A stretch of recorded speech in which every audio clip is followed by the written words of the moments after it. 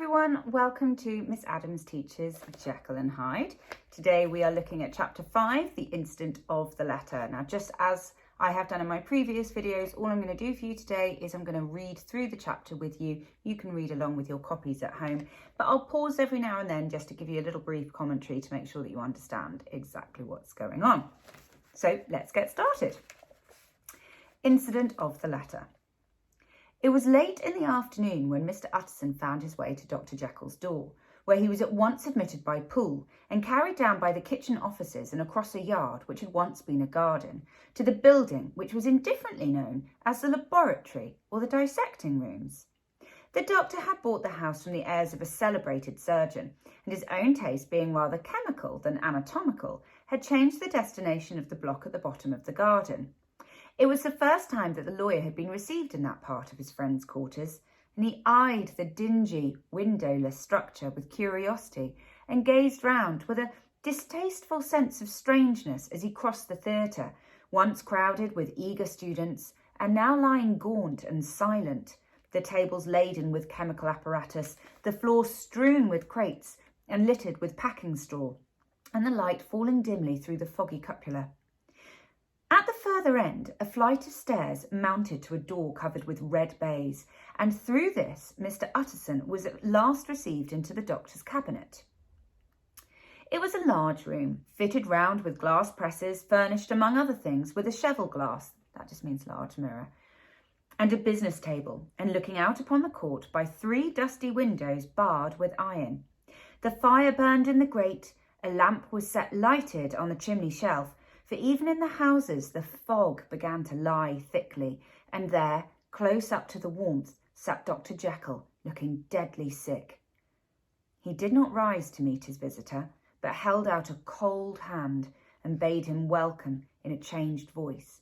So those of you eagle-eyed readers might have noticed that the setting of this chapter is actually the inside of the building that we're introduced to in chapter 1, so that windowless, that windowless structure with neither bell nor knocker, that's what's being described here, but we're just inside it. And when I say we, I mean Dr. Jekyll, looking dreadful, looking ill, because of course, this is the chapter that comes straight after the death of Sir Danvers Carew.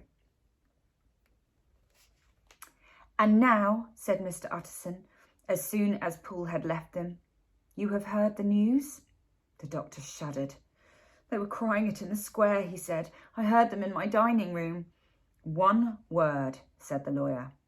Carew was my client, but so are you, and I want to know what I am doing. You have not been mad enough to hide this fellow. Utterson, I swear to God, cried the doctor. I swear to God I will never set eyes on him again.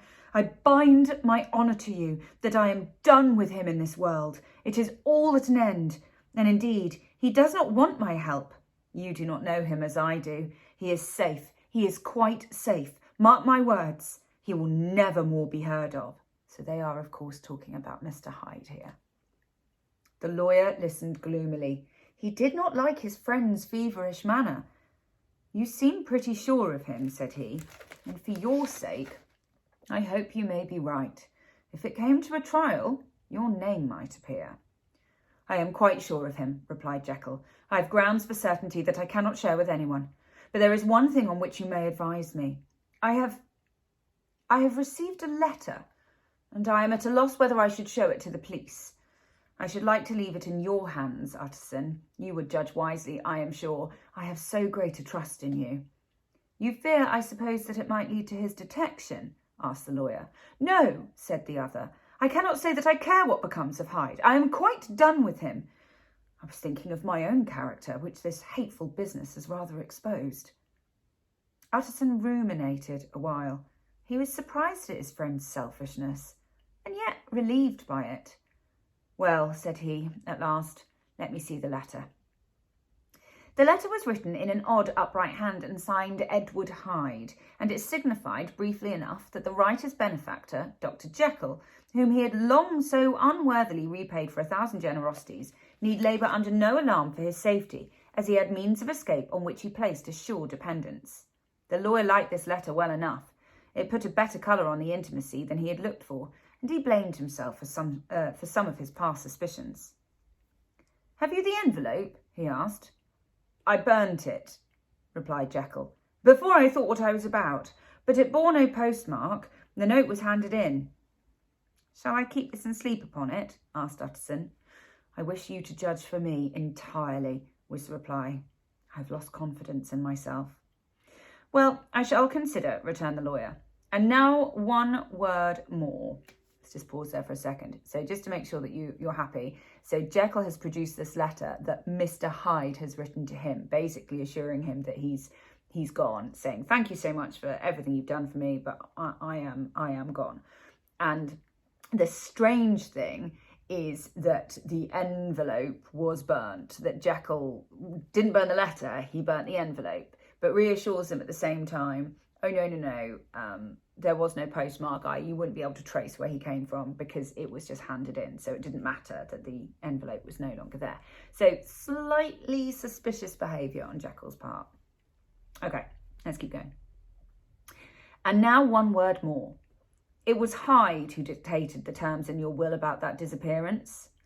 The doctor seemed seized with a qualm of faintness. He shut his mouth tight and nodded. "I knew it," said Utterson. "He meant to murder you." "You have had a fine escape." "I have had what is far more to the purpose," returned the doctor solemnly. "I have had a lesson. Oh God, Utterson, what a lesson I have had." And he covered his face for a moment with his hands. On his way out, the lawyer stopped and had a word or two with Poole. "By the by," said he, "there was a letter handed in today. What was the messenger like?" But Poole was positive nothing had come except by post, and only circulars by that, he added. The news sent off the visitor with his fears renewed. Plainly the letter had come by the laboratory door. Possibly, indeed, it had been written in the cabinet, and if that was so, it must be differently judged and handled with the more caution. The newsboys, as he went, were crying themselves hoarse along the footways. "Special edition! Shocking murder of an MP!" That was the funeral oration of one friend and client. He could not help a certain apprehension lest the good name of another should be sucked down into the eddy of the scandal. It was, at least, a ticklish decision that he had to make, and self-reliant as he was by habit, he began to cherish a longing for advice. It was not to be had directly, but perhaps, he thought, it might be fished for. Presently, after, he sat on one side of his own hearth with Mr. Guest, his head clerk, upon the other, and midway between, at a nicely calculated distance from the fire, a bottle of a particular old wine that had long dwelt unsunned in the foundations of his house.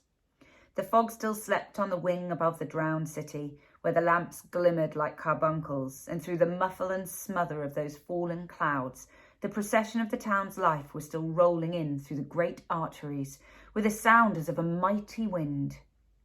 But the room was gay with firelight. In the bottle, the acids were long ago resolved. The imperial dye had softened with time, as the colours grow richer in stained windows, and the glow of hot autumn afternoons on hillside vineyards was ready to be set free and to disperse the fog of London. Insensibly, the lawyer melted. There was no man from whom he kept fewer secrets than Mr. Guest, and he was not always sure that he kept as many as he meant. Guest had often been on business to the doctor's. He knew Poole. He could scarce have failed to hear of Mr. Hyde's familiarity about the house. He might draw conclusions. Was it not as well, then, that he should see a letter which put that mystery to rights? And above all, since Guest, being a great student and critic of handwriting, would consider the step natural and obliging. The clerk, besides, was a man of counsel. He would scarce read so strange a document without dropping a remark, and by that remark Mr. Utterson might shape his future course.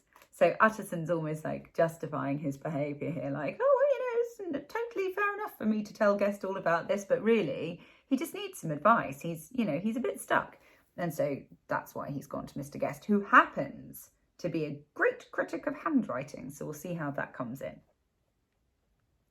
"This is a sad business about Sir Danvers," he said. "Yes, sir, indeed. It has elicited a great deal of public feeling," returned Guest. "The man, of course, was mad," isn't Hyde. "I should like to hear your views on that," replied Utterson. "I have a document here in his handwriting. It is between ourselves, for I scarce know what to do about it. 'Tis an ugly business at the best. But there it is, quite in your way, a murderer's autograph. Guest's eyes brightened, and he sat down at once and studied it with passion. No, sir, he said, not mad, but it is an odd hand, and by all accounts a very odd writer, added the lawyer. Just then the servant entered with a note. Is that from Dr. Jekyll, sir? Inquired the clerk. I thought I knew the writing. Anything private, Mr. Utterson? Oh, only an invitation to dinner. Why? Do you want to see it? One moment, I thank you, sir. And the clerk laid the 2 sheets of paper alongside and sedulously compared their contents. Thank you, sir, he said at last, returning both. It's a very interesting autograph. There was a pause, during which Mr. Utterson struggled with himself. Why did you compare them, guest? He inquired suddenly. Well, sir, returned the clerk, there's a rather singular resemblance. The 2 hands are in many points identical, only differently sloped. Rather quaint, said Utterson. It is, as you say, rather quaint, returned Guest.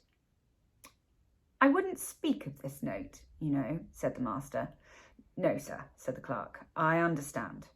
But no sooner was Mr. Utterson alone that night than he locked the note into his safe, where it reposed from that time forward. What, he thought, Henry Jekyll, forged for a murderer? And his blood ran cold in his veins. Ooh! Okay, so Mr. Guest, being a great critique of handwriting, has spotted that Dr. Jekyll's handwriting and Mr. Hyde's handwriting is exactly the same. It's just one is slanted. So now Mr. Utterson is thinking, oh my goodness, you know, he had been thinking that Mr. Hyde had been there present in the house earlier that morning delivering this letter, which had made him feel really uncomfortable. And now he's thinking, Mr. Hyde didn't write that letter, Jekyll did. So obviously he's now really, really concerned about what Jekyll is up to. And there ends the chapter.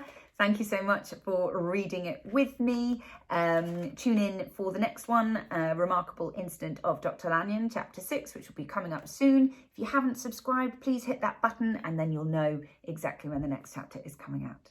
Thank you so much for reading and happy revising.